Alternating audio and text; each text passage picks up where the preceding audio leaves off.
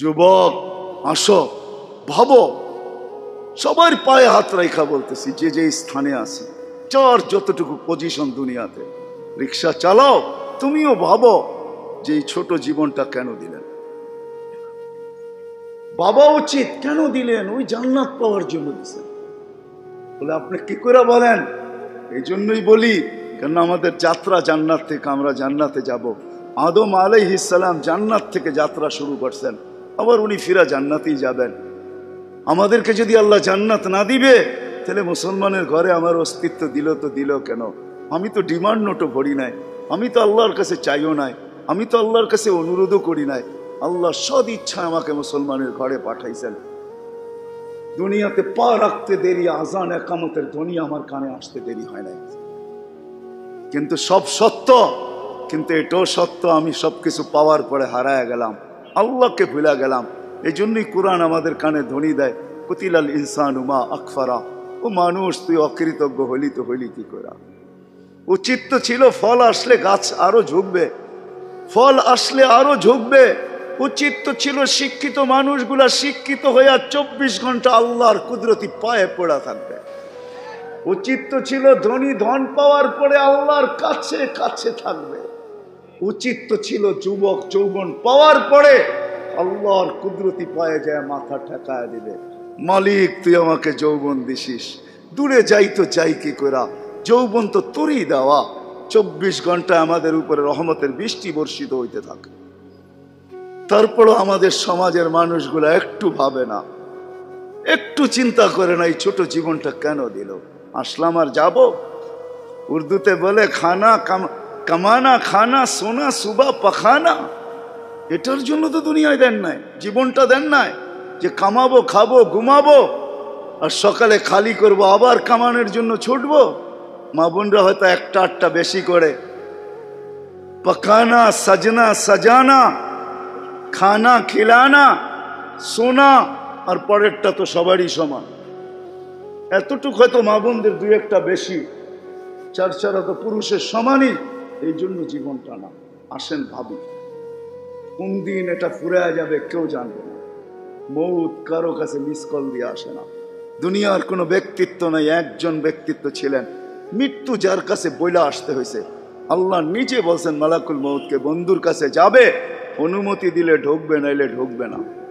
অনুমতি নিয়ে বুকে হাত রাখবে, নাইলে রাখবে না। আমার বন্ধুর অনুমতি ছাড়া হাত রাখবে না বুকে। একজনই দুনিয়াতে ব্যক্তিত্ব ছিল যার কাছে অনুমতি নিয়ে আসছে, কারো কাছে আজ পর্যন্ত অনুমতি নিয়ে আসে না, আর আসবেও না। সত্য এটাই। এই জন্য আসেন, ওই জান্নাত, এটাই আমাদের ছোট জীবনটার উদ্দেশ্য।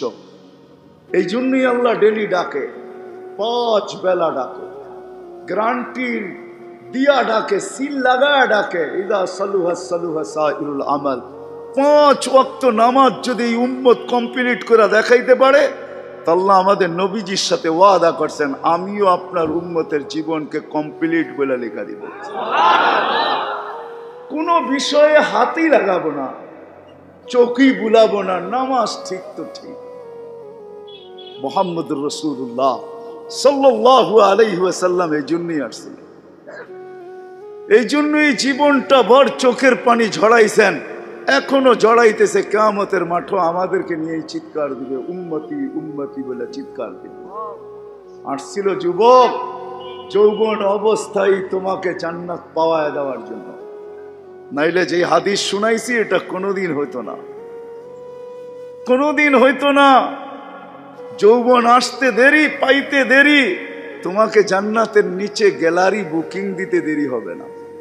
তোমার জন্য আরশের নিচে তোমার জন্য গ্যালারি বুকিং হবে, সুপার ডিলাক্স গ্যালারি। সাবাতু ইয়াদিল্লুহুমুল্লাহু তাহতা দিল্লি আরশি ইয়াউমা লা দিল্লা ইল্লা দিল্লু শাবুন নাশা ফি ইবাদাতিল্লাহ। ওই যুবক যে দুনিয়ার এই গান্দা জিনিসের থেকে 60-70 বছরের জন্য চোখ বন্ধ করে নিছে, কান বন্ধ করে নিছে, জবান বন্ধ করে নিয়ে দৌড় লাগাইছে, আল্লাহ বলে তোমাকে আরশের নিচের সুপার ডিলাক্স গ্যালারিতে জায়গা দিবে। কিয়ামতের দিন ওইখানে জায়গা দিবে। হ্যাঁ হ্যাঁ, ওইখানে শুধু খালি মুখে বসে থাকতে হবে না, সব থাকবে ওইখানে, সব খাইতে থাকবে, সব বুক করতে থাকবে, আমল নামা উঠতে উঠতে ডাইনাতে চলে আসবে। তোমার যাইতেও হবে না, উঠতে উঠতে ফেরেশতা নিয়ে আসবে হাতে, ডাইন হাতে। আজকে যেরকম ছক্কা মারলে তোমরা বাজার গরম করে ফেলো, মহল্লা গরম করে ফেলো, ঠিক না? আরে বোঝো তো আমার কথা, কার ছক্কা? ক্রিকেটে দেখো না মাঝে মাঝে তোমাদের পছন্দের প্লেয়ার যদি ছক্কা মারে বা টিম যদি ছক্কা মারে, তাহলে পুরো বাজার গরম করে ফেলো, ঠিক না? আমল নামা ডাইনাতে আসতে দেরি, আরশের নিজ গরম করতে দেরি করবে না। হ উমুকরা উ কিতাবিয়া বলে একটা চিৎকার দিবে, আরশ পর্যন্ত কাইপা উঠবে। আল্লাহ মুস্কি মুস্কি হাসবে যে দেখো কি চিৎকার দিতেছে। ডাইনাতে চলে আসবে, আম্মা মান উতিয়া কিতাবাহু বিয়ামিনি। ডাইনাতে আসতে দেরি, চিৎকার দিতে দেরি হবে না। হ্যাঁ, এটা চিৎকার, খুশির চিৎকার। উমুকরা ও কিতাবিয়া। আর শুধু এটাই না, ওইখানে যে নাস্তাও খাবে। বললাম না খাওন আছে, খাওন আরশের নিচে। জান্নাতের মাছের কলিজার কাবাব আর জান্নাতের রুটি খাওয়াবে। ফেরেশতারা আয়েশা বলবে আল্লাহর ওলি দুপুরের খানা জান্নাতে খাইতে হবে। এইখানে বৈশা বৈশা একজন আরেকজনের দেখায় সময় কাটাইলে চলবে না।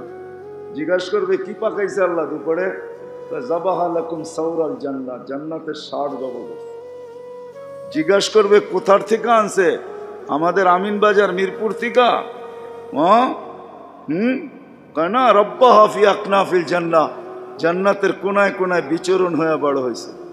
জিজ্ঞাসা করবে কি গাছ খাওয়াইছে আল্লাহ? ফেরেশতারা বলবে হাশিশ আর জাফরান, পিওর জাফরানের গাছ খাওয়া বড় হয়েছে। বর্ণনা শোনার পরে মুখে পানি এসে পড়বে, উঠবে জান্নাতে যাওয়ার জন্য, উঠতে দেরি। নূরুহুম ইয়াসা, ওই দিন নামাজের মজা বুঝে আসবে, ওই দিন উজুর মজা বুঝে আসবে। যেইখানে উজুর ব্যবহার হয়েছে ওইখান থেকে নূর ফুটা বাহির হবে, যেই জায়গা নামাজে ব্যবহার হয়েছে ওখান থেকে নূর ফুটা বাহির হবে। দোজখের পাশে যাবে, দুনিয়ায় কি রংবাজ। দোজখ যখন জিজ্ঞাসা করবে তোমরা কারা, তো সব রং বুড়াও রংবাজ হয়ে যাবে। রংবাজ বোঝেন তো? দোজখের পরিচয় দিবে, চিনো না বুঝি আমার ঘরে? হ্যাঁ চিনো না? নিজেকে পরিচয় দিবে ঘন্টা ভর, তারপরে দোজখ বলবে মাপ চাই বাবা, জিজ্ঞাসা করেও বিপদে পড়ছি। তোমরা ধীর গতিতে পার হবে না, দ্রুত গতিতে পার হবে। কাইলা তাশর, এমন না যে পদ্মা ব্রিজ নতুন দেখতে গেছো, গাড়িওয়ালা করে বলছে আস্তে আস্তে চালা, একটু দেখালোই, আবার কবে আইনা নাই, ঠিক না? ওটার ভিতরে লেখা আছে কিন্তু কত মাইল স্পিডে চালাইতে হবে। এর চেয়ে কম দাঁড়াইলে খবর আছে, সিসি ক্যামেরা লাগাইয়া দিছে। কিন্তু দোজখও বলবে ধীর গতিতে যাও না, আগুন নিভা যাবে। তোমরা এরম গতিতে পার হবে যে খবরই না হয়, উঠবে আর ওই পারে যা ঠক করে লেগে যাবে। আর ফেরেশতারা প্রটোকল দেওয়ার জন্য দাঁড়ায় থাকবে। ওয়াসিকাল্লাযীনা তাকাউ রাব্বাহুম ইলাল জান্নাতি যুমারা হাত্তা ইযা জাউহা ফুতিহাত আবওয়াবুহা ওয়া ক্বালা লাহুম খাজানাতুহা সালাম। ফেরেশতারা প্রটোকল দিবে, বলবে চিরদিনের লেগে ঢোকো জান্নাতে। আমাদের নবীজি এটাও জানায় দিয়েছেন এই উম্মতকে, শুধু আমাদের নবীজি আর এই উম্মতকে, যুবক তোমাদের জান্ডা কিন্তু হাসান হুসাইনের হাতে থাকবে। মজা অন্যরকম। মা বোনদের জান্ডা ফাতেমা রাদিয়াল্লাহু তাআলা আনহার হাতে থাকবে। আমাদের বয়স্কদের জান্ডা আবু বকর আর ওমর রাদিয়াল্লাহু তাআলা আনহুমার হাতে থাকবে। আল্লাহর নবীজি আগে আগে থাকবে। ওয়াস্তাকবিলুনি উম্মতি রব্বি, আল্লাহ জান্নাতের গেটে আমাদেরকে স্বাগত জানাবে। কেমন হবে? সর্বশেষ যে জান্নাতে যাবে, সর্বশেষ, শেষ পড়ার কেউ যাবে না। ও যখন জান্নাতের দরজায় যাবে, হুর দেখা 40 বছর তাকায় থাকবে, খালি রূপ দেখা 40 বছরের লেগে ট্যা হয়ে যাবে। ট্যা 40 বছর পরে হুর ওর গালের ভিতরে চিমটি কাইটা বলবে খালি দেখবি, আর কিছু কাহিনী নাই, আর কত দেখবি তুই আমারে, চল ভিতরে। ওই জান্নাতের জন্য ছোট জীবনটা দিছে। ওটার জন্যই যার কাছে যে যে অবস্থানে, এই অবস্থানটা ওই জান্নাতের জন্য কাটাবে কিভাবে, এটার জন্য মুহাম্মাদুর রাসূলুল্লাহ সাল্লাল্লাহু আলাইহি ওয়াসাল্লাম। আমি তো বলি যুবক, হায় এই জীবনে তো কতবারই চুল কাটলা, ঠিক না? কাটো নাই চুল? হ্যাঁ, কমসে কম তো ঈদে কাটো, ঠিক না? আজ পর্যন্ত সেলুনে যে কোনোদিন বলছো যে আজকে তোদের যতগুলা ডিজাইন আছে এগুলা সরা? ও যদি বলে তোর মাথায় কি হলো, কয় না না সরা তুই এই ডিজাইন। আজকে আমি নিয়ত করে আসছি আমার চুল কাটবো আমার নবীর ডিজাইনে আমাকে কাটা দিবি। একজন যুবক দেখো বলো,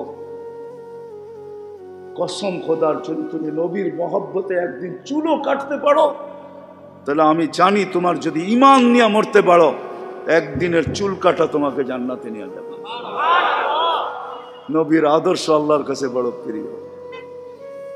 এই জন্য আসো, আর লম্বা করতে চাইতেছি না, আসো ছোট জীবনটা যে যেই ক্ষেত্রে আসি, যুবক যৌবনে, নারী নারীত্বে, পুরুষ পুরুষত্বে, ধনী ধনের ভিতরে যে যে অবস্থানে আসি, পজিশনে আসি, এটা ওই জান্নাত নেওয়ার জন্য, নাইলে পস্তাইতে হবে। সওয়া যাবে না, এটাই সত্য। এক এক দুযোগীর এক একটা দাঁত হবে 10 কিলোমিটার চওড়া, উপরের মারিটা হবে 160 কিলোমিটার, বসতে জায়গা লাগবে 470 কিলোমিটার। ওই পাহাড় আমি 4 বার এই 2 চোখে দেখছি, ইয়ামানে জাবালে বায়দা, যেটার সমান এক একটা রান হবে। আয় সইতে পারবে না। তোমাকে মুসলমানের ঘরে অস্তিত্ব দিছেন এই জন্য না, তোমাকে মুসলমানের ঘরে অস্তিত্ব দিছে যুবক এই জন্য যে তুমি যৌবন দিয়েই আল্লাহর কাছ থেকে জান্নাত নিয়ে নিবে। পরের সময়টা যেটা থাকবে ওটা শুধু বোনাস থাকবে। জান্নাত তুমি নিয়ে নিবে, পরে যা সময়টা পাবে এটার জন্য তোমার পদ মর্যাদা বাড়তে থাকবে, জান্নাতে মর্যাদা বাড়তে থাকবে। কিন্তু জান্নাতের প্লট তুমি যৌবন দিয়ে নিয়ে নিবে, এই জন্য তোমাকে যৌবন দিয়েছে। আসো আজকে সবাই মিলে অঙ্গীকার করি, বুলার রাস্তার থেকে ফিরে আসি আর ভাবি যে আমাকে কিন্তু জান্নাত নিয়ে যেতে হবে। ওইখানে কোনো পরিচয় চলবে না। যদি চলতো তাহলে একটা কথা বলেই শেষ করতেছি, দুনিয়ার কারো যদি নাও চলতো তাহলে আবু তালেবের জন্য চলতো পরিচয়। আবু তালেবের চলতো, যেই নবীর পিঠের ছোঁয়া পাইলে ভাগ্য খোলে। আল্লাহর রসুল খেজুর গাছে পিঠ লাগায় জুমার খুতবা পড়তেন। যেই দিন মেম্বরে উঠছেন, পা রাখছেন, খেজুর গাছ বাচ্চার মতো ফুফায় ফুফায় কাঁদতেছিল, বিলাপ করতেছিল, আমাকে বঞ্চিত করলেন কেন? পেটের ছোঁয়া দিতেছিলেন, ধন্য হইতেছিলাম, কেন বঞ্চিত করলেন? মেম্বরে কেন পা দিলেন? আল্লাহর রসুল সান্ত্বনা দিতে দিতে এই পর্যন্ত সান্ত্বনা দেওয়ার পরে কান্না থামছে যে তোকে আমি জান্নাতে নিয়ে যাব। দুনিয়াতে তুই খেজুর খাওয়াইতে পারিস না, তুই জান্নাতে খেজুর দিবি, আমি খাবো। ওই আবু তালেবই আল্লাহ রসুলের ছোঁয়ায় ধন্য হতো। 44 বৎসর চাচার সিনায় থাইকা বড় হয়েছেন। 44 বৎসর পর্যন্ত চাচার সিনায় ছিল। ও যুবক, আমি চুল কাটার কথা এই জন্য বলতেছিলাম। আনাস ইবনে মালিক রাদিয়াল্লাহু তাআলা আনহু বলেন, আল্লাহর রসুল আমার ঘরে আসছে, আমি দস্তরখান বিছায়া দিছি, খাইছেন, দস্তরখান দিয়ে হাত মুছছেন। ওই দিন থেকে নিয়ে আজ পর্যন্ত যতদিন বেঁচে থাকবো দস্তরখানকে পানি আর সাবান দিয়ে আমি পরিষ্কার করি না, আর করবো না। যখনই ময়লা হয় আমি আগুনে নিক্ষেপ করি, আগুন ময়লা খায়া ছাই করে ফেলে, আমাকে চকচকে দস্তরখান ফেরত দেয়। একটা সুতাও জ্বালানোর ক্ষমতা রাখে না। যেই রসুলের হাতের ছোঁয়া পাইলে দুনিয়ার আগুন, দুনিয়ার সুতা পড়তে পারে না। তুমি যদি ওই রসুলের স্টাইলে চুল কাটো তো দুজক তোমাকে ধরবে তো ধরবে করতে পারে। আমার কাছে লজিক আছে, যুক্তি আছে। আসো, কোনো পরিচয় চলবে না, চলবে শুধু মুহাম্মদুর রাসূলুল্লাহ, তার আদর্শ চলবে। এই জন্য আসেন, ওয়াদা করি আজকের থেকে যে আমি আমার জীবনটাকে আল্লাহর রসুলের আদর্শে যে জায়গায় আছি, গরিব গুরবতের ভিতরে থেকে, হায় গরিব তো ভাবে দুনিয়াও পেলাম না, আমিও ভাবি গরিব দুনিয়াও পাইল না, আখেরাত যেন হাতছাড়া না হয়। কিয়ামতের মাঠের আধিপত্য গরিবদেরই থাকবে। একটাই সম্প্রদায় কিয়ামতের মাঠে যাদের হিসাব কিতাব হবে না, কানে কানে ফেরেশতা বলবে ইনতালিকু ইলাল জান্নাতি বিগাইরি হিসাব ওয়ালা কিতাব, তোমাদের হিসাবও নাই কিতাবও নাই, চলো জান্নাতে চলো। এই জন্যই আল্লাহ রসুল গরিবদের ভিতরে উঠতে চাইছেন। অহশুরনি ফি জুমরাতিল মাসাকিন, হিসাব কিতাব নাই। শুধু এইখানেই শেষ না, আল্লাহ বলবে তামাত্তাউ খামসুমিয়াতি আম হাত্তা ইয়াদখুলাল আগনিয়া। দুনিয়াওয়ালারা দুনিয়ায় ভোগ করছে 60-70 বছর তোদেরকে দেখায় দেখায়, তোরা খাবি 500 বছর ওদেরকে দেখায় দেখায়। 500 বছর পরে ধনীদেরকে যেতে দিবে। এই পাশে বসায় রাখবে, বলে বসো আর দেখো ভিতরে কি করে। গরিব বড় বড় বার্গার লইব, 2 হাতে ধরে টানবো আর খাইব। বড় বড় গ্রিল লইব, দুনিয়ার যত খানা জান্নাতের এটা লইব, লম্বা লম্বা টান দিব আর দেখাইব আর চোখে টিপি দিব। কি বেরিয়েছেন কেন? ঠিক না? আমি তো মাঝে মাঝে বলি হুজুররা কি বলবে জানি না, হুরেরও যদি আয়ে বলবো পরে অনেক সময় আছে তোর লোকে দেখা করার, যা এখন 500 বছর খাওয়ার অনুমতি দিছে, দুনিয়ার 60টা মিটায় লই, 500 বছর খায়া লই, পরে দেখা করবো বাগেন থেকে। হুরের কাছেও যাবো না। আল্লাহ ওই গরিবকেও ওই ক্ষেত্র দিছেন, ধনীর জন্য দিছেন। ধনীর জন্য যে দেন না এমন না। তাহলে ফুসাইল ইবনে ইয়াজ রহমতুল্লাহ আলাইহি বলতেন না, আমাদের সমাজের বিত্তশালীরা যদি গরিবের বাড়িতে যায় আর যা তালাশ করে কার ঘরে কি পাক হইলো কি হইলো না, আল্লাহর রাসূল বলে তুবাল আমির আলা বাবিল ফকির, এর চেয়ে উত্তম ধনী কেউ নাই যে গরিবের দরজায় যায় খটখটায়। ফুসাইল ইবনে ইয়াজ বলে তুমি এক লোকমা ক্ষুধার্তের মুখে উঠায় দিবা, লুকমাতুন ফি বাতনিন যায় খায়রুম মিন বিনাই জামে। একজন আল্লাহর ঘর বানায় যা না পাবে, তুমি গরিবের ক্ষুধার্তের মুখে এক লোকমা উঠায় দিয়ে এর চেয়ে বেশি সওয়াব পাবে। আল্লাহর ঘর বানাইলে জান্নাত পাওয়া যায়, গরিবের মুখে এক লোকমা খানা উঠায় দিয়েও জান্নাত পাওয়া যায়। হাদিসে কুদসি আছে, আল্লাহ বলে আমি ক্ষুধার্ত ছিলাম, তুমি কেন খাওয়াইলে না? তো বান্দা বলবে আপনি সুবহান, আপনি আবার ক্ষুধার্ত? তা আল্লাহ মানুষ সামনে নিয়ে আসবে, এ ক্ষুধার্ত ছিল, তোমার কাছে হাত পাচ্ছে, তুমি ধাক্কা দিয়া বাহির করে দিছ, একে খাওয়াইলে আমাকে খাওয়ানো হতো। জিজ্ঞেস করেন হাদিস আছে না? আমি কাপড়হীন ছিলাম, তুমি কেন আমাকে কাপড় পরাইলে না? ধনীকেও ধন দিছেন এই জন্য, শিক্ষিতকেও শিক্ষা দিছেন এই জন্য। আসেন অর্জন করব তো, শিখবো তো, পাক্কা ওয়াদা?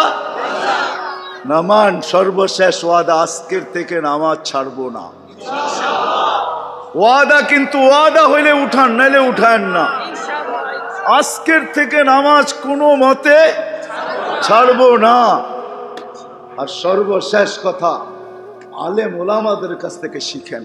আমি তো বলি আমার জাতি যদি কিচ্ছু না করতো,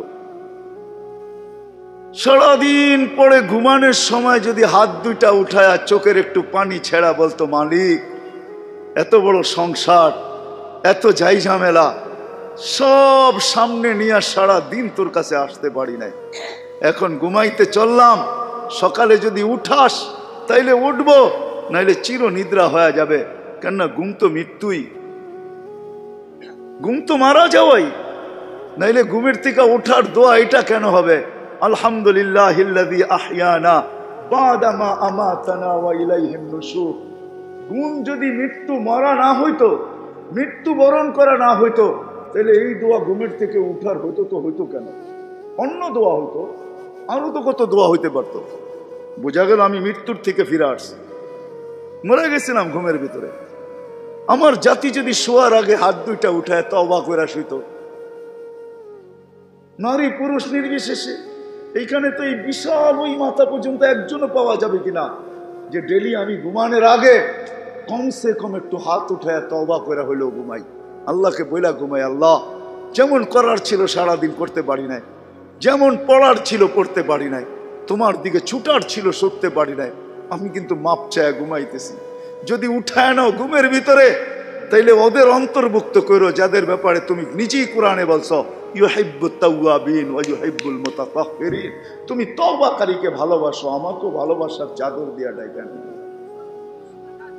আমার জাতি যদি ঘুমানোর সময় একটু তওবা করে ঘুমাইতো, একজনও তো হাত উঠাইতে পারবে না যে আমি ঘুমানোর সময় ডেলি তওবা করে ঘুমাই, তওবায় আমি অভ্যস্ত। কিন্তু আজকের থেকে নিয়ত করেন যে ঘুমানোর সময় তওবা করে ঘুমাবো, পাক্কা? যুবকরা কি বলে? আর সর্বশেষ কথা, আলেমদের কাছ থেকে শিখি। বাংলাদেশের মতো সুযোগ আল্লাহ দুনিয়ার কোনো দেশকে দেয় নাই। আমি দুনিয়া ঘুরা বলতেছি, মিডিয়া দেখা না, পেপারে পড়া না, টেলিভিশনের পর্দায় না, আল্লাহ আমাকে দুনিয়া ঘুরাইছেন, আরো কত ঘুরাবেন যদি বেঁচে থাকি। আল্লাহ যদি বেঁচে রাখে, আশা আছে আরো করব, আশা আছে আল্লাহর উপরে, আল্লাহ আরো ঘুরাবে। আমি দুনিয়া ঘুরা বলতেছি, বাংলাদেশের মতো ক্ষেত্র দুনিয়ার কোথাও নাই। এই জন্য মিডিয়াওয়ালারা ঢোল বাজায় অনেক, কিন্তু যখন ওইটা চলে যায় তখন দেখা যায় বাংলাদেশে কোনো বিপর্যয় হয় নাই। 2 দিন আগেও বড় ঢোল বাজছিল, চিত্রাং আসতেছে 7 নম্বর 8 নম্বর নিয়ে, ঠিক না? কোনো বিপর্যয় আলহামদুলিল্লাহ বাংলাদেশে ঘটে নাই। 10 নম্বরে যখন ঘটে না, আর 8 নম্বরে কি ঘটবে, ঠিক না? হ্যাঁ, 7.8 ভূমিকম্পই তো ঢাকা শহরে কোনো বিপর্যয় ঘটে নাই। ঘটছে নাকি?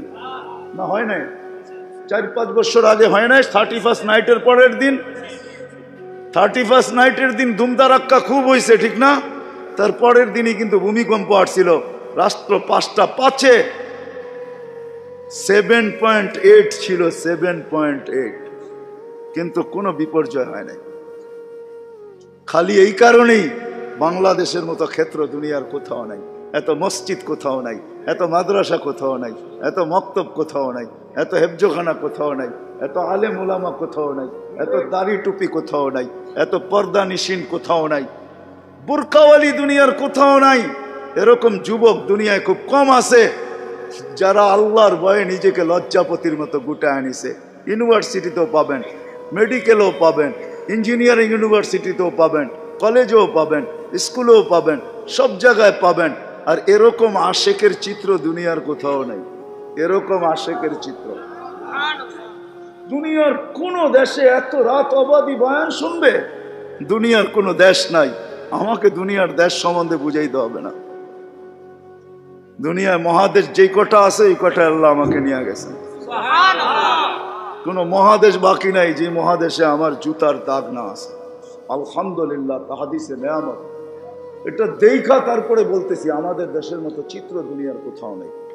এই জন্য আলেম ওলামার অভাব নাই, হক্কানি আল্লাহ ওয়ালাদের অভাব নেই। আসো যুবক, আলেমদের কাছে আসো, শিখো, আর ঘুরো না। তোমার প্রতিভা, তোমার যোগ্যতা, তোমার মেধা, তোমার এই নেট সেট, তোমার হোয়াটসঅ্যাপ ইমো পাইবা আর গান্দা জিনিসের পিছিয়ে খরচ করো। আসো, জান্নাতের জন্য করো। জান্নাত পায়া যাও চাই, তুমি করবো তো? আল্লাহ আমাদেরকে আমল করার তৌফিক দান করেন। ওমা আলাইনা ইল্লাল বালাগ।